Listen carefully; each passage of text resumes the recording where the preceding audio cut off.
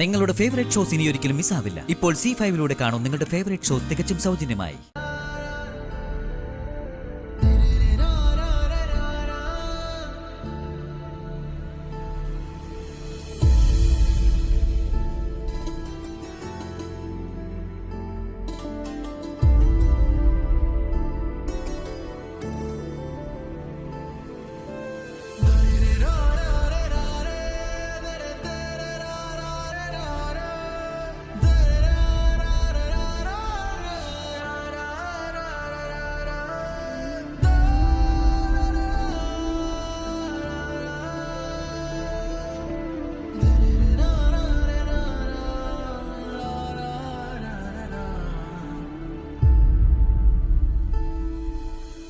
അല്പം സാവകാശമെടുക്കും.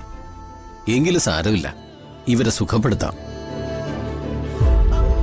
അല്ല, ഇവര് സുഖപ്പെടുവോ? ഇതുപോലെ ഇതിനു മുൻപ് പലരും ഇവിടെ വന്നിട്ടുണ്ട്. അവരൊക്കെ സുഖം പ്രാപിച്ചു പോയിട്ടുമുണ്ട്. ഇവർക്കും ഭേദമാവും. അതില് അധികം ആശങ്കപ്പെടേണ്ടതില്ല.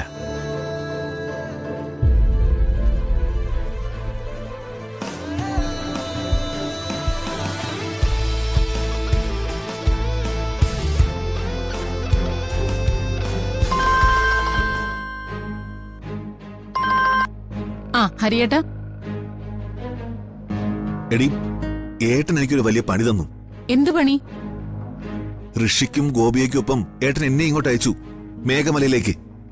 ഷോ, നിങ്ങൾ ആ തണുപ്പത്ത് അവിടെ പോയി നിൽക്കേണ്ട വല്ല കാര്യം ഉണ്ടായിരുന്നോ? എന്തെങ്കിലും പറഞ്ഞ് ഒഴിവായിക്കൂടായിരുന്നോ? അതൊന്നും സാരമില്ല. ഏട്ടൻ പറഞ്ഞ പിന്നെ ഞാൻ എങ്ങനെയാ?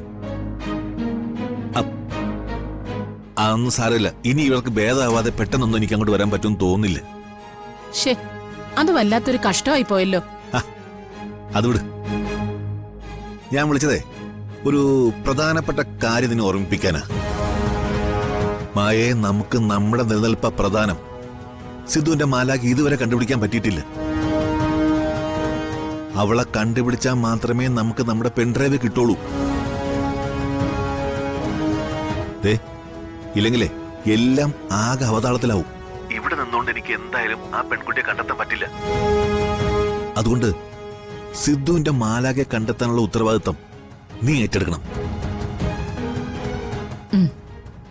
പിന്നെ കെയർ ടേക്കറും സിദ്ധുവും പാർക്കിൽ പോകുമ്പോ നീയും കൂടെ പോണം.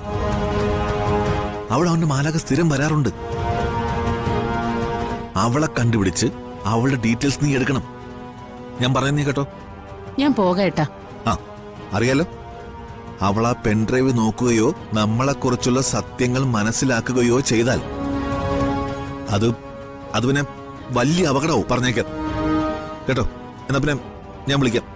നീ പറഞ്ഞുള്ള കാര്യങ്ങൾ ചെയ്യും. ശരി.